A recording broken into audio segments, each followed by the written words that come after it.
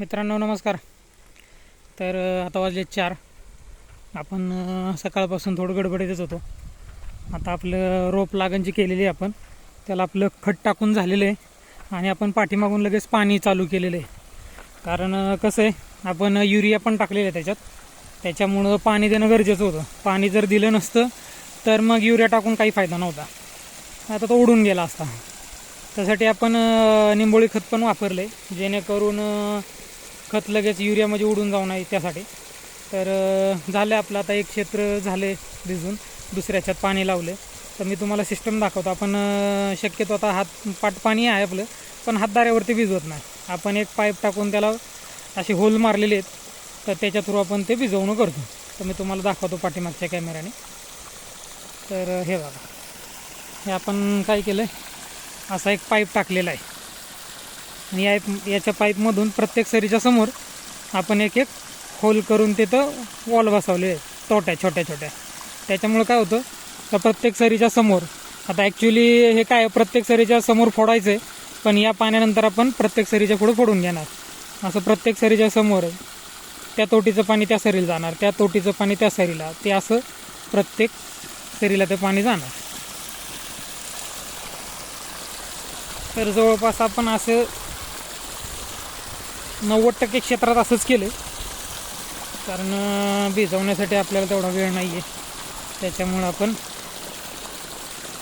हे सोल्युशन याच्यावरती काढलेलं आहे आणि पाणी पण व्यवस्थित बसतं. तुम्ही पाहू शकता वरपर्यंत, ते पहा वरपर्यंत असं गरगरीत भिजतं आहे, नाही तर असं पाटपाणी जोरात पळत जातं. तर तुम्ही पाहू शकता. तर या क्षेत्रात सुद्धा आपला या बाजूला लसूण आहे, देशी लसूण आहे, छोटा जो असतो तो, सफेदवाला नाही, छोटा लसूण आपला थोडासा रेडिश कलरचा असतो. या बाजूला हरभरा आहे, तर त्या बाजूला तिकडं कोथिंबीर आहे. तर हा प्लॉट थोडासा अजून उचलत नाही आहे, कारण तेच सशांनी खाल्ल्यामुळं.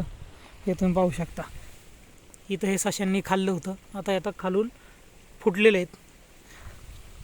हे पाय, याचा जो मेन कोंब खाल्ला होता, त्याच्यामुळे आता खालून फुटवे चालू झालेले आहेत. तर आता आपण खत टाकून घेतलं आहे, पण काय झालं, थोडंसं वरूनच खत टाकलं आहे. वेळ नसल्या कारणानं आपण त्याला माती आड केलं नाही.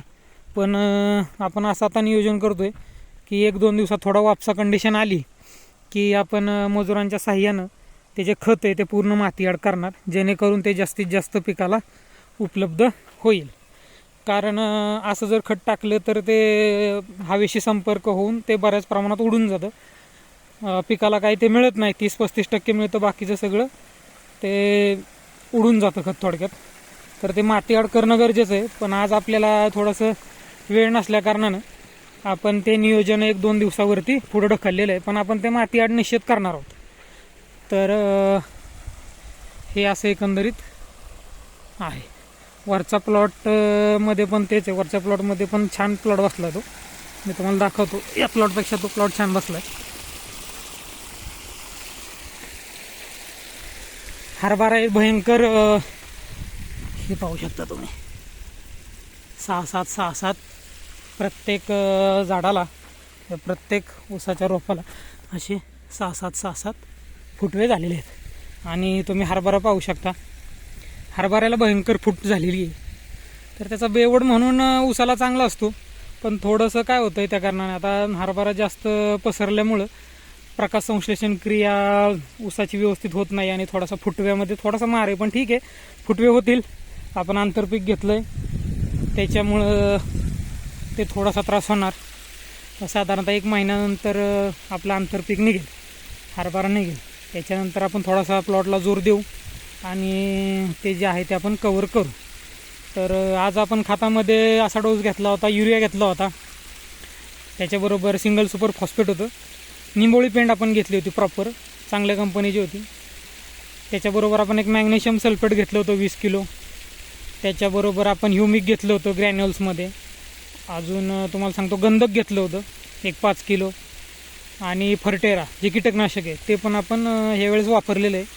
म्हटलं थोडंसं किडीचा वगैरे प्रादुर्भाव आत्ताच कमी होईल. थोडीशी खोडकीड कुठं पडलेली आहे, पण ठीक आहे. आता थोडंसं एक ऑब्झर्वेशन करून मी तुम्हाला दाखवतो. अशी हे पहा, ही खोडकीड आहे.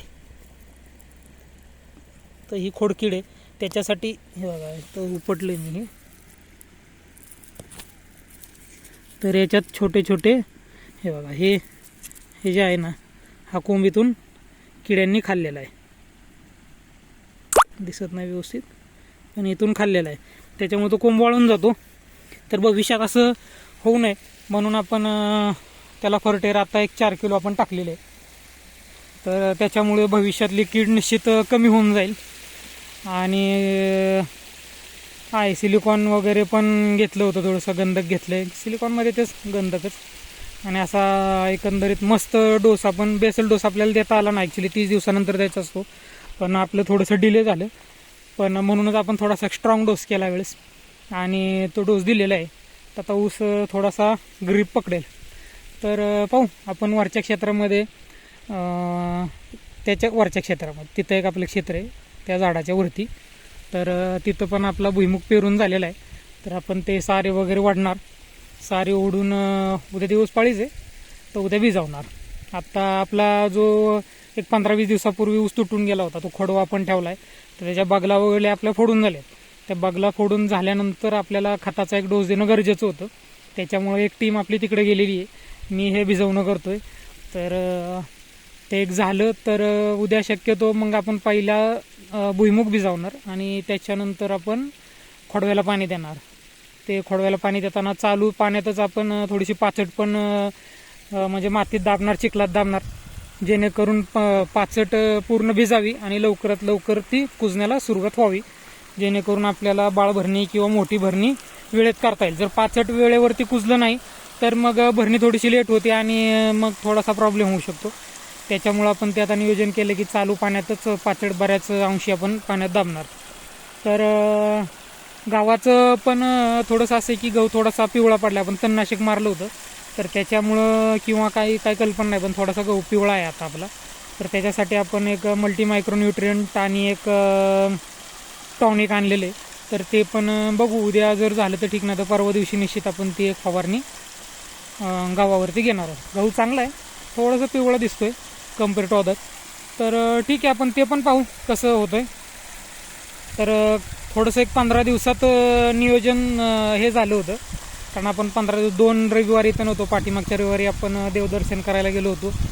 त्याच्या पाठीमागच्या रविवारी आपल्या घरचा एक पुण्यस्मरणाचा कार्यक्रम असल्या कारणानं आपल्याला शेतात यायला जमलं नाही. त्याच्यामुळे 2 रविवार आपले असेच गेले. त्याच्यामुळे थोडंसं दुर्लक्ष झालं. पण ठीक आहे, ह्या रविवारी पण रविवारी तर नाही, पण आज सोमवार आपण बरंच कवर केलेलं आहे ते. तर बघू, नेक्स्ट याला पण आपण थोडासा जोर देऊन कवर करून घेऊ. तर आवडला तर नक्की लाईक करा मित्रांनो, सबस्क्राईब तर नक्कीच करा. धन्यवाद.